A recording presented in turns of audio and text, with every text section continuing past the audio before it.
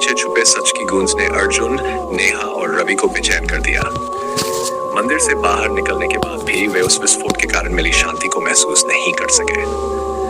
रवि ने चिंतित होकर कहा, क्या तुम्हें नहीं लगता कि दर्पण का रहस्य अभी भी अधूरा है? नेहा ने सहमति में सिर हिलाते हुए कहा, हवा में अभी कुछ अजीब सा है, जैसे सब कुछ खत्म नहीं हुआ। अर्जुन ने दृढ़ता से कहा, हमें वापस जाना होगा। दर्पण ने जो दिखाया वह सिर्फ शुरुआत थी। दर्पण की दूसरी यात्रा। मंदिर के पास पहुंचते ही एक अदृश्य शक्ति ने उन्हें अंदर खींच लिया। मंदिर के भीतर वह दर्पण फिर से उनके सामने प्रकट हुआ, लेकिन इस बार उसके चारों ओर लाल रोशनी और काले साए मंडरा रहे थे। तुम वापस आ गए। दर्पण के भीतर से गूंजती आवाज आई, ये तुम्हारी हिम्मत है या मूर्खता? दर्पण के भीतर की दुनिया। जैसे ही अर्जुन ने दर्पण को छुआ, तीनों को एक अजीब अंधेरे संसार में खींच लिया गया। वहां जमीन पर लावा बह रहा था और आकाश में लाल चांद चमक रहा था। ये कहाँ है?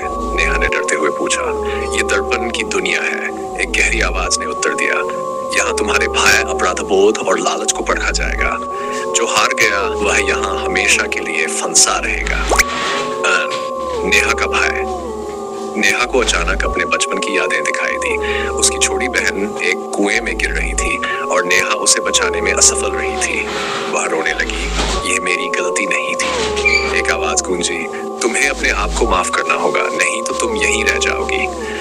नेहा ने हिम्मत जुटाई और कहा, मैंने जो किया उसमें मेरी मंशा सही थी, मैं इसे स्वीकार करती हूँ। तो रवि का लालच। रवि को सोने और हीरे से भरा एक कमरा दिखा, लेकिन जब उसने उसे छूने की कोशिश की तो कमरे की दीवारें सिकुड़ने लगीं। तुम्हारा लालच तुम्हें खत्म कर देगा, एक साया बोला। रवि ने तुरंत अपने कदम पीछे खींच लिए और कहा, मैं अपनी जिंदगी को इन चीजों से ऊपर रखता हूँ। अर्जुन का अपराध बोध। अर्जुन ने खुद को एक युद्ध के मैदान में पाया। उसके हाथ खून से सने थे। एक सैनिक की आत्मा ने कहा, तुमने मुझे मरने दिया, अब तुम्हारी बारी है। अर्जुन ने खुद को संभालते हुए कहा, मैंने अपने कर्तव्य के अनुसार जो सही लगा वही किया। मैं अपने फैसलों के साथ जीना सीखूं। मुक्ति का क्षण। तीनों ने अपने डर और अपराध बोध का सामना किया। दर्पण के भीतर से एक रोशनी निकली और महिला की आकृति फिर से प्रकट हुई। तुमने अपनी आत्मा की परीक्षा पास कर ली है, अब ये दर्पण हमेशा के लिए बंद हो जाएगा, लेकिन याद रखो ये दुनिया तुम्हारे अंदर हमेशा रहेगी। ये तीनों मंदिर से बाहर निकले। दर्पण गायब हो चुका था। मंदिर की दीवारें गिरने लगीं और वह जगह एक सामान्य जंगल में बदल गई। नेहा ने गहरी सांस लेते हुए कहा, हमने आखिरकार इसे खत्म कर दिया। अर्जुन ने मुस्कुराते हुए कहा, हाँ, लेकिन यह अनुभव हमें हमेशा याद रहेगा।